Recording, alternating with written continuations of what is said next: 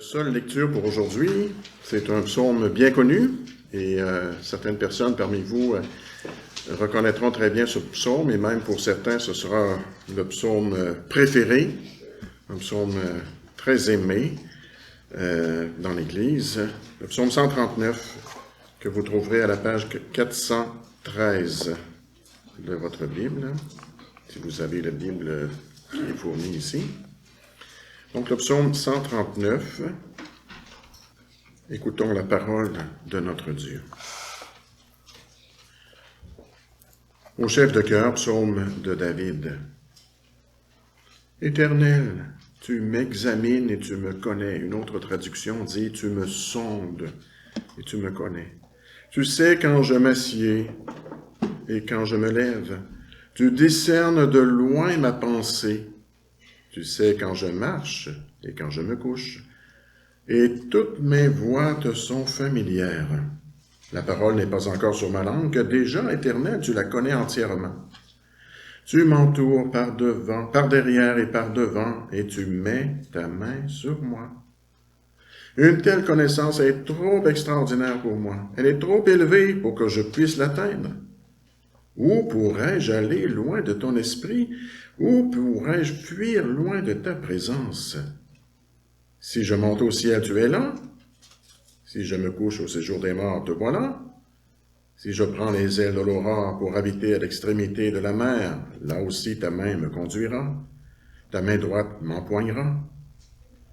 Si je me dis au moins les ténèbres me couvriront, la nuit devient lumière autour de moi. Même les ténèbres ne sont pas obscures pour toi. La nuit brille comme le jour, et les ténèbres comme la lumière.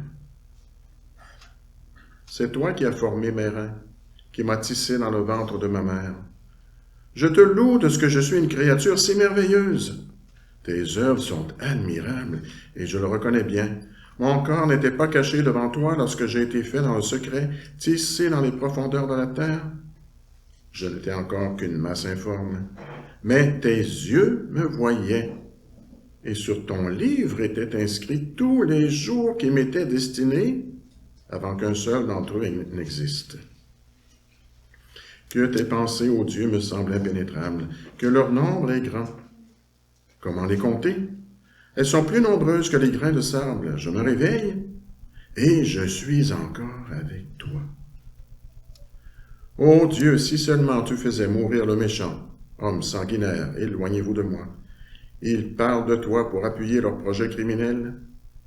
Ils utilisent ton nom pour mentir, eux, tes ennemis. Éternel, comment pourrais-je ne pas détester ceux qui te détestent, ne pas éprouver de dégoût pour ceux qui te combattent? Je les déteste de façon absolue, ils sont pour moi des ennemis. Examine-moi, ou on pourrait dire, sonde-moi, ô Dieu, et connais mon cœur. Mets-moi à l'épreuve et connais mes pensées. Regarde si je suis sur une mauvaise voie et conduis-moi sur la voie de l'éternité. Ce psaume est tellement riche que, bien sûr, je ne pourrais pas vous présenter l'ensemble de cette richesse, bien entendu. Nous allons examiner en particulier le verset 7 et un peu le contexte. Donc, je relis le verset 7. « Où pourrais-je aller loin de ton esprit?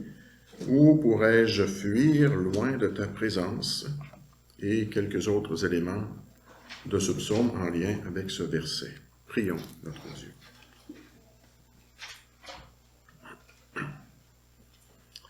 Père céleste, où pourrions-nous aller loin de ton esprit, loin de ta présence, loin de ta face? Nous sommes devant toi, à l'écoute de ta parole. Que ce qui sortira de mes lèvres, de ma bouche, soit un reflet fidèle de ta parole. Parle à nos cœurs, Seigneur notre Dieu. Parle au cœur de tes enfants. Que le bon berger puisse être honoré aujourd'hui, que nous puissions entendre la voix du bon berger. Ouvre nos cœurs à ta parole. Agis puissamment dans nos cœurs par ton Esprit Saint, nous t'en prions, en Jésus-Christ. Amen. Peuple bien-aimé du Seigneur, le jour de la Pentecôte, nous le savons bien, le Saint-Esprit a été donné à l'Église de façon toute spéciale dans sa grande richesse. Il y a 2000 ans, ce don a été fait à l'Église, un don permanent qui demeure encore aujourd'hui. Une étape décisive dans l'histoire de la rédemption a été alors franchie. Est-ce à dire que le Saint-Esprit ne faisait rien dans l'Ancien Testament avant le jour de la Pentecôte? Pas du tout. L'Esprit était déjà très actif. La Pentecôte représente le couronnement de son œuvre, le couronnement vers toutes les nations, les croyants de toutes nations recevraient à partir de ce moment-là l'Esprit Saint. Ce n'est pas le début. L'Esprit de Dieu était déjà actif bien avant. Nous le voyons à plusieurs reprises dans l'Ancien Testament. Nous le voyons, par exemple, dans la vie du roi David. Si David, après son péché, est revenu au Seigneur, s'il a cru à son pardon, c'est grâce à l'œuvre de l'Esprit dans son cœur. Et dans sa prière de repentance, au psaume 51, un autre psaume bien connu, David a demandé « Ô Dieu, crée en moi un cœur pur, renouvelle en moi un esprit bien disposé, ne me rejette pas loin de toi, loin de ta face, et ne me retire pas ton Esprit Saint. » David avait déjà l'Esprit Saint avant sa chute, avant son péché, et il demande au Seigneur « Ne me retire pas ton Esprit Saint. » Au contraire, crée en moi un cœur pur, renouvelle en moi un esprit bien disposé. Dieu a exaucé sa prière, à tel point que David dit, au psaume 139, verset 7, « Où pourrais-je aller loin de ton esprit? Où pourrais-je fuir loin de ta présence? » Le psaume 139 célèbre la relation d'amour intime, profonde entre le Dieu Tout-Puissant et ses enfants. David s'est émerveillé devant la gloire de Dieu.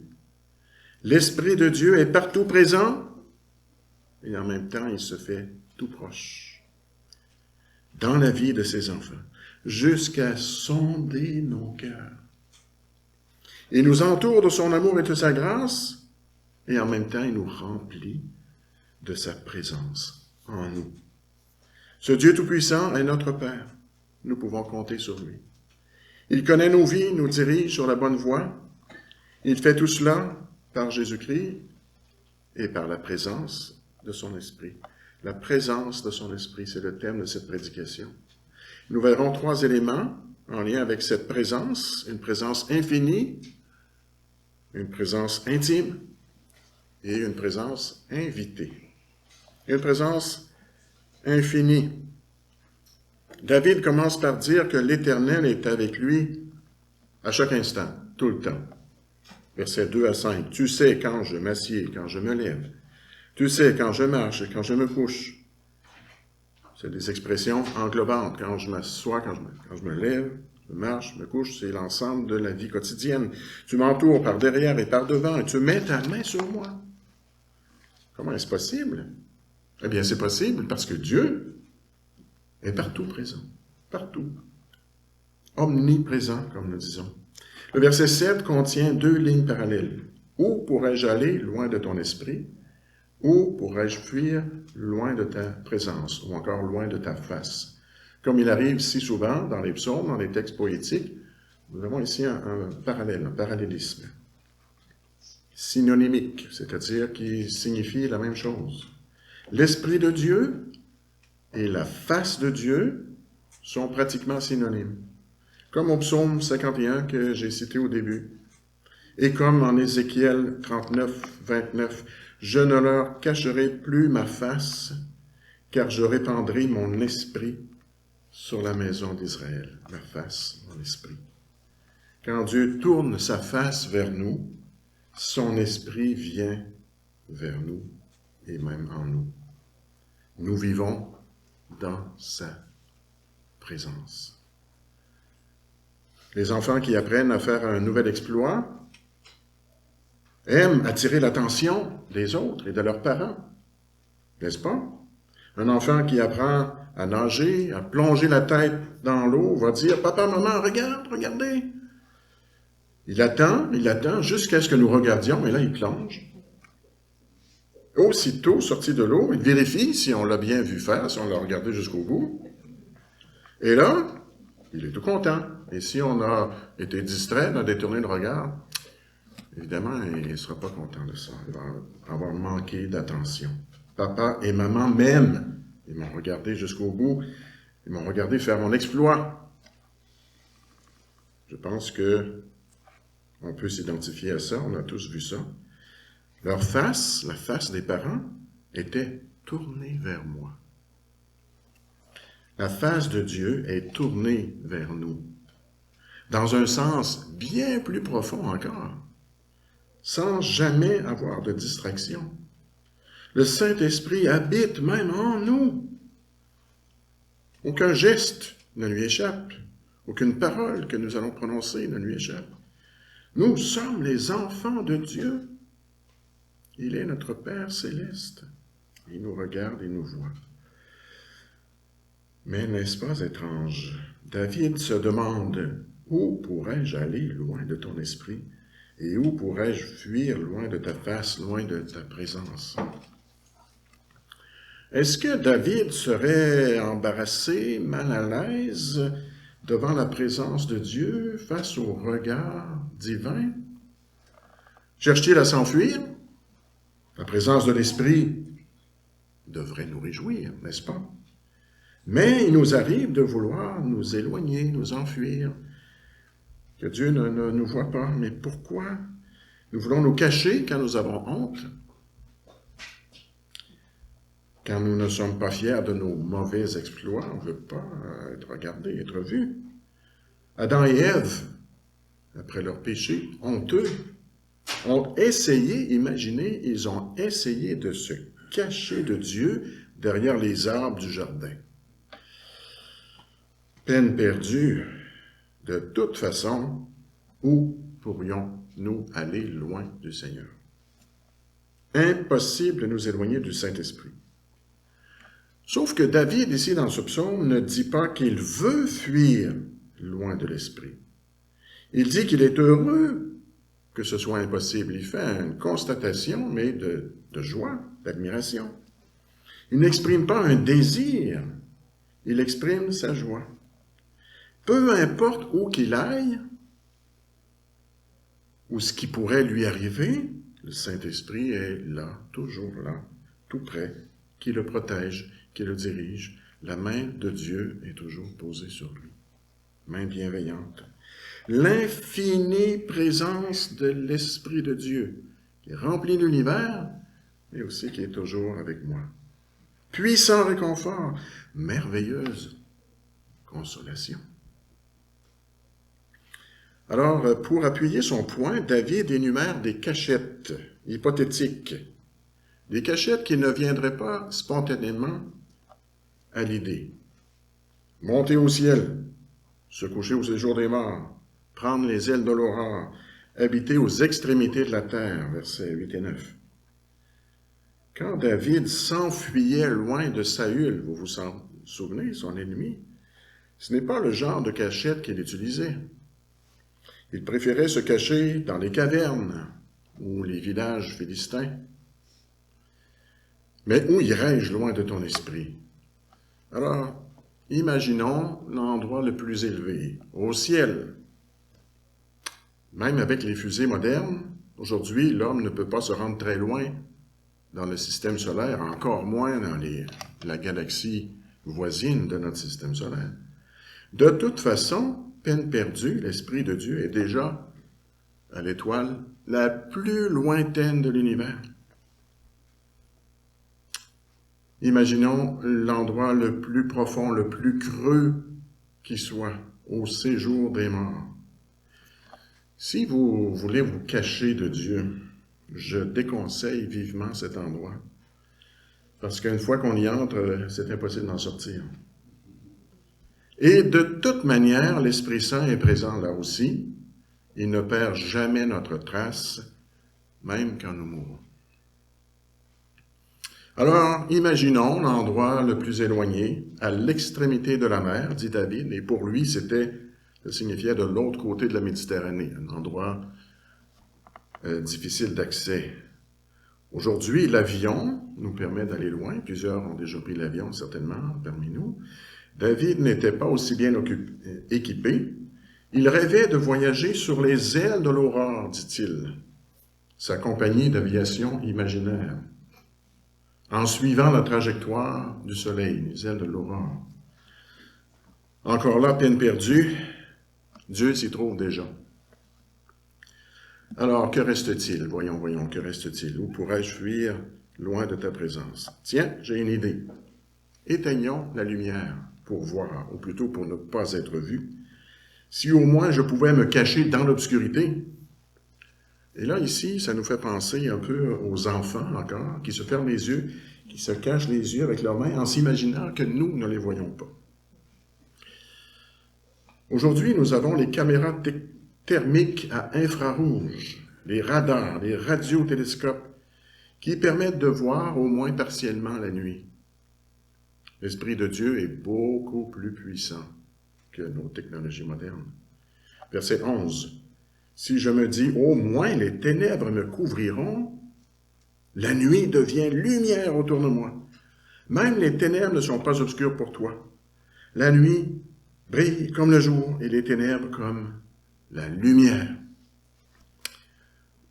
L'Esprit de Dieu perce tous les secrets de l'obscurité la plus opaque. Rien à faire. David n'est pas déçu, il n'est pas effrayé non plus. Au contraire, il est émerveillé. Verset 6. Une telle connaissance est trop extraordinaire pour moi. Elle est trop élevée pour que je puisse l'atteindre. Une parole de louange, d'adoration, d'émerveillement. La merveilleuse présence de Dieu le remplit de joie et d'adoration. Je n'ai pas besoin d'avoir peur d'être tout seul. Il n'existe aucun obstacle, aucune situation, aucune souffrance qui empêcherait l'Esprit de Dieu d'être avec moi. Il ne cessera jamais d'être avec moi, d'être avec nous. Encore moins après l'œuvre rédemptrice du Christ à la croix, à sa résurrection, à sa montée au ciel, encore moins après la Pentecôte. Nous avons une richesse encore plus grande que David aujourd'hui. Croyons-nous vraiment que Dieu est partout présent? Oui, bien sûr, j'y crois, Dieu est partout présent, certainement. Mais peut-être que je ne l'ai pas remarqué récemment.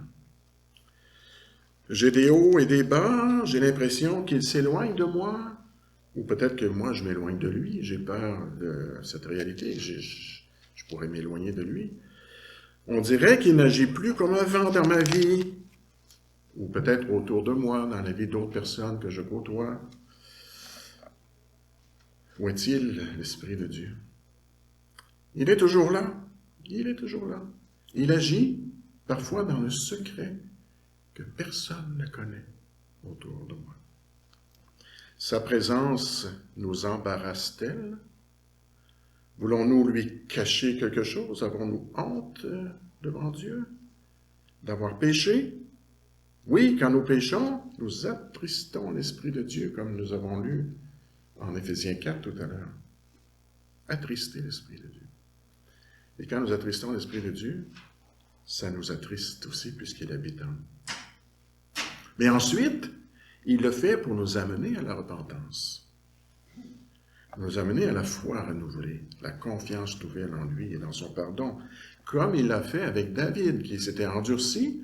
Il a fallu l'intervention de Nathan et il a fallu la puissance de l'Esprit de Dieu pour ramener David et l'amener à prier cette prière de repentance dans le psaume 51. Et l'Esprit alors nous console de sa grâce et nous rappelle l'œuvre que Jésus a faite pour nous, pour moi. Il nous fortifie à nouveau de sa présence et reprend son œuvre de restauration, de renouvellement de nos vies. Il ne nous abandonne jamais, même si nous l'abandonnons temporairement. Sa présence est réellement sujet de joie, de réconfort, d'adoration. Une telle science est trop merveilleuse pour moi. Deuxièmement, une présence intime. Et vous voyez, ça s'entrecroise. Je ne peux pas se séparer totalement. Ces sujets, ça va ensemble. Présence infinie, mais aussi présence intime. Le psaume 139 est plein d'intimité. La présence de Dieu est infinie. Il est omniprésent dans l'univers. Et en même temps, son attention est intensément concentrée sur moi. Versets 1 à 3. Éternel, tu m'examines, ou encore tu me sondes, et tu me connais.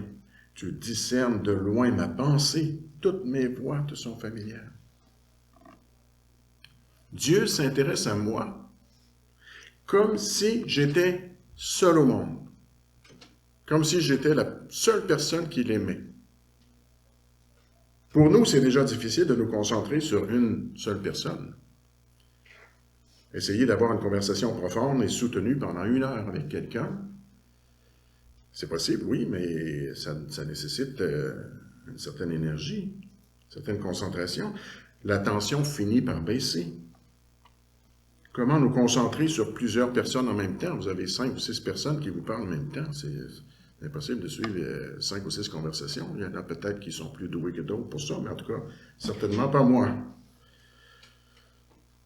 Dieu voit d'un seul coup d'œil les milliards de personnes sur la planète.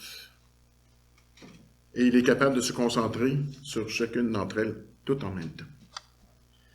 Il porte son attention sur moi comme s'il n'avait que moi à regarder. Et comme s'il avait toute la capacité, puisqu'il a toute la capacité de porter toute son attention sur moi 24 heures sur 24. D'un regard pénétrant jusqu'au plus profond de mon cœur. Si quelqu'un nous fixe de regard, vous avez sûrement déjà fait cette expérience, quelqu'un vous regarde intensément, on commence à devenir un peu mal à l'aise. Qu'est-ce qui se passe? Qu'est-ce qui est de travers avec moi? Nous ne savons plus où nous mettre. Nous allons lui dire « Arrête de me dévisager ». Nous devenons nerveux. Nous essayons de sortir de son champ de vision, peut-être. Avec Dieu, nous sommes toujours dans son champ de vision. Où pourrais-je aller loin de ton esprit? Si quelqu'un nous voit faire une maladresse, nous devenons embarrassés, nous attirons l'attention vers autre chose. Avec Dieu, pourquoi chercher à s'esquiver? Ses yeux voient de toute façon. Où pourrais-je fuir loin de ta présence? Il nous connaît entièrement de A à Z. Son regard intime est sur moi depuis ma conception. Versets 15 et 16. Mon corps n'était pas caché devant toi lorsque j'ai été fait dans le secret. Aujourd'hui, nous avons des moyens techniques pour voir ce qui se passe, les étapes de développement de l'embryon. Mais Dieu n'a pas besoin de ces outils, il voit parfaitement. Et sur ton livre, en plus, le futur ici, était inscrit tous les jours qui m'étaient destinés avant qu'un seul existe. Alors là, il n'y a pas de moyens techniques aujourd'hui pour ça. Il me connaît du début à la fin. Pourquoi trouver des excuses? Pourquoi refuser de lui parler de mes fardeaux? Pourquoi aller à lui? Pourquoi ne pas aller à lui? De toute façon, il me connaît. L'Esprit de Dieu connaît tout à mon sujet. David était-il effrayé par une présence aussi pénétrante? Était-il embarrassé? Non. Il s'émerveille. Verset 6. Une telle connaissance est trop extraordinaire pour moi, elle est trop élevée pour que je puisse l'atteindre. C'est bon de répéter un tel verset. Il est plein de joie, plein d'admiration. Pourtant, David n'était pas sans péché, loin de là. Nous le savons, il a commis des crimes, poussé par des motivations impures et honteuses, indignes d'un enfant de Dieu. Mais quand il a finalement confessé ses péchés à Dieu, il a trouvé pardon, libération. La main pesante de Dieu qui l'accablait chaque jour, comme nous voyons au psaume 32, ta main pesait lourdement sur moi tant que je n'ai pas avoué mes péchés. Eh bien, elle s'est transformée en main douce et protectrice. Verset 5, tu m'entoures par derrière et par devant, et tu mets ta main sur moi. Non pas une main écrasante, pesante, mais une main douce, bienveillante qui le guide. Une main rassurante qui le guide sur la bonne voie. Vous savez, il est déjà arrivé que l'Esprit Saint se soit retiré. Quand l'Esprit Saint s'est-il retiré? Il lui est arrivé une fois de se retirer d'un endroit et d'une personne, à la croix, au Golgotha. La face de Dieu s'est détournée de son Fils. La bonne main de Dieu n'était plus sur le Christ, sur son Fils bien-aimé. La main de Dieu était là pour l'écraser. Jésus s'est écrié de douleur, « Mon Dieu, pourquoi m'as-tu abandonné? » C'était le prix à payer pour nos péchés, pour mes péchés. L'Esprit de Dieu est saint. Il ne peut pas vivre avec le péché. Il connaît parfaitement chacun de nos péchés, passé, présent, avenir. Et chacun d'eux a dû être puni sur Jésus. Abandonné par Dieu pour que l'Esprit de Dieu lui donne ensuite la victoire. Qu'il le relève. Oui, la résurrection, l'ascension et la Pentecôte ont fait du Seigneur Jésus le grand vainqueur, le grand sauveur. Il a été abandonné du Père pendant un instant, une fois, pour permettre à l'Esprit de Dieu d'être avec nous pour toujours. Jésus a dit en Jean 14,6, « Quant à moi, donc juste avant d'aller à la croix, il savait ce qui allait se faire. Quant à moi, je prierai le Père et il vous donnera un autre défenseur, un autre consolateur, le Paraclet, afin qu'il reste éternellement avec vous, éternellement. L'Esprit de Dieu est saint, il purifie nos cœurs pour en faire sa maison. Donc, quand on va habiter dans une maison, c'est en désordre, on fait du ménage. C'est ce que l'Esprit de Dieu fait quand il vient habiter en nous. Une habitation permanente du Saint-Esprit. Cette bénédiction était déjà accordée aux croyants de l'Ancien Testament. Ça n'a pas commencé à la Pentecôte, c'est déjà accordé, mais dans une moindre mesure. Et je ne peux pas ici détailler la différence, mais il y a une différence d'intensité et aussi d'extension de cette œuvre. Mais David en a fait lui-même la belle expérience. Cette bénédiction, elle est pour nous encore plus profondément, encore plus richement.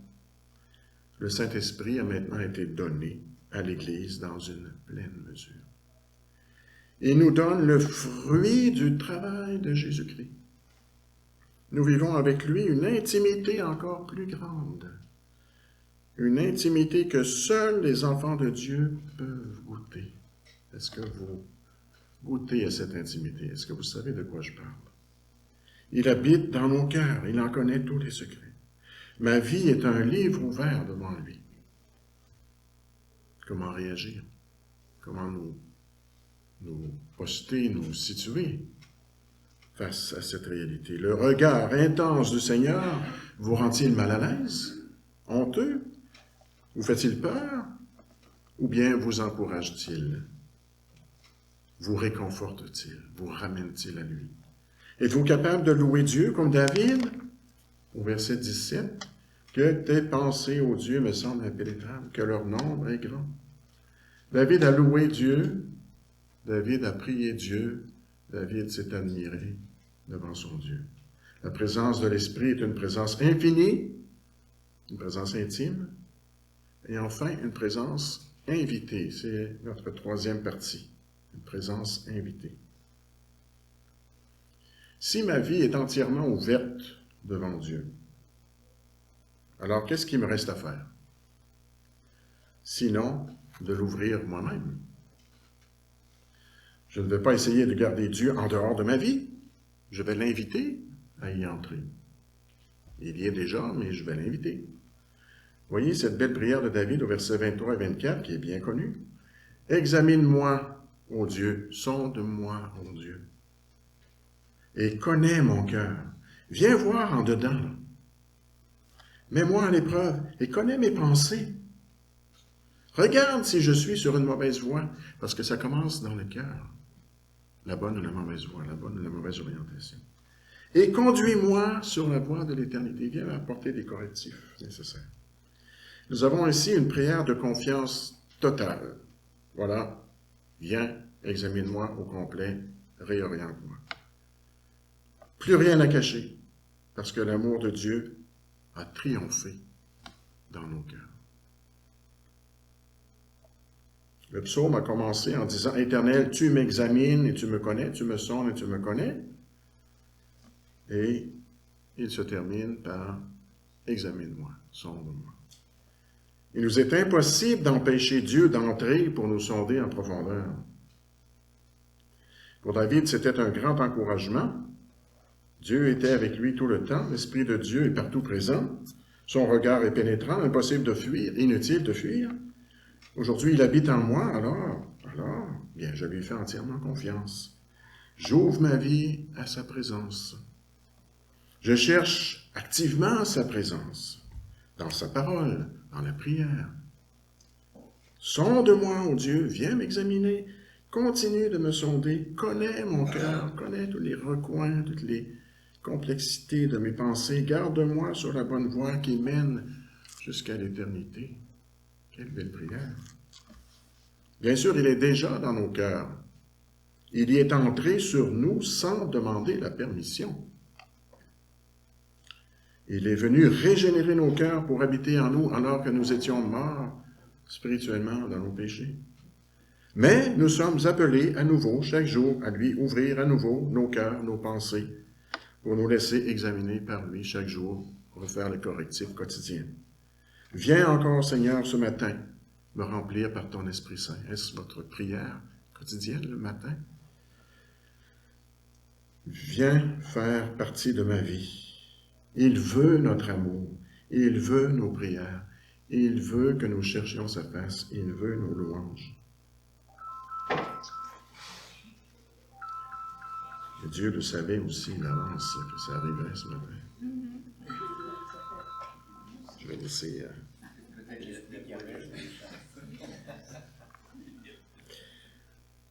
J'insiste encore, ce n'est pas notre invitation qui fait que Dieu peut enfin entrer dans nos vies. Très important ici. C'est parce qu'il est déjà entré en nous que nous pouvons l'inviter à venir et à revenir encore. J'entends presque certains dire « Oui, mais as-tu déjà lu Apocalypse 3:20 » Ce texte dit ceci, c'est bien connu, hein, ce texte-là. « Je me tiens à la porte et je frappe », c'est Jésus qui parle ici. « Je me tiens à la porte et je frappe. Si quelqu'un entend ma voix et ouvre la porte, j'entrerai chez lui et je souperai avec lui et lui avec moi. » Et plusieurs chrétiens utilisent ce verset dans l'évangélisation, donc auprès de non-chrétiens, pour inviter les non-chrétiens, suggérer aux non-chrétiens qu'ils doivent ouvrir la porte de leur cœur afin d'y laisser entrer Jésus. Jésus n'est pas là. Ouvre la porte de ton cœur, c'est ton initiative, puis là, il va pouvoir entrer. Donc, Jésus attend passivement. Est-ce qu'il va finir par ouvrir la porte de son cœur pour que j'y entre? Ce texte n'est pas destiné à l'évangélisation. Ce texte est destiné à la sanctification. Dans le contexte, Jésus s'adresse à l'Église de Laodicée, à des chrétiens, pas des non-chrétiens. Dieu n'attend pas passivement à l'extérieur de la porte, espérant que peut-être un jour, si la personne daigne bien ouvrir la porte, et donc ça présuppose que la personne a la capacité elle-même d'ouvrir la porte de son cœur, que peut-être qu'il va être admis dans son domicile. C'est pas comme ça que ça fonctionne. Il entre librement. Il vient me donner la vie nouvelle, il vient transformer mon cœur, il vient me disposer à l'accueillir. Il fait sa demeure en moi pour me régénérer, me transformer, et alors, je peux, par sa grâce, par son Esprit Saint, lui ouvrir à nouveau mon cœur et lui dire, viens, sonde mon cœur. Tu sondes mon cœur déjà? Viens le sonder. Par l'action puissante et profonde de son esprit, j'ouvre alors mon cœur à sa présence de plus en plus chaque jour. Avez-vous ce désir d'être sondé, d'être corrigé, d'être regardé attentivement par celui qui vous connaît déjà? Seigneur, J'espère que je ne vais pas dans une mauvaise direction. Y a-t-il quelque chose qui te déplaît dans ma vie? Montre-le-moi. Donne-moi la force de l'arracher, je t'en prie. Priez-vous de cette façon. Alors, si oui, vous êtes heureux. Votre consolation, la voici, Dieu vous entend. Ses oreilles sont aussi bonnes que ses yeux. Les mots, parfois, vous manquent. Peu importe, il comprend. Il entend nos soupirs, il les interprète et les comprend parfaitement. Il connaît la lutte que nous menons contre un péché précis, peut-être. Il voit cette larme qui coule sur la joue à cause de cette tristesse, cette épreuve, peut-être. Il connaît cette anxiété au sujet de l'avenir qu'on peut avoir. Votre Père sait de quoi vous avez besoin, dit Jésus, avant que vous le lui demandiez. Mais il veut que nous le lui demandions, mais il le sait déjà avant. Les problèmes nous paraissent trop complexes. D'un seul regard, il démêle tout. Devant lui, la route est tracée bien droite, vers l'éternité. Tout cela est trop merveilleux pour moi, je ne peux pas le comprendre, mais j'y crois. Comprendre et connaître et croire, c'est différent. Même si on ne comprend pas tout, je le sais, j'y crois, et je cherche à vivre dans la présence de Dieu tous les jours, par la puissance de son esprit. Alors, Seigneur, toi qui me connais, toi qui m'as toujours connu, toi qui me connaîtras toujours, toi avec qui je passerai l'éternité, conduis-moi sur le chemin de l'éternité. Amen.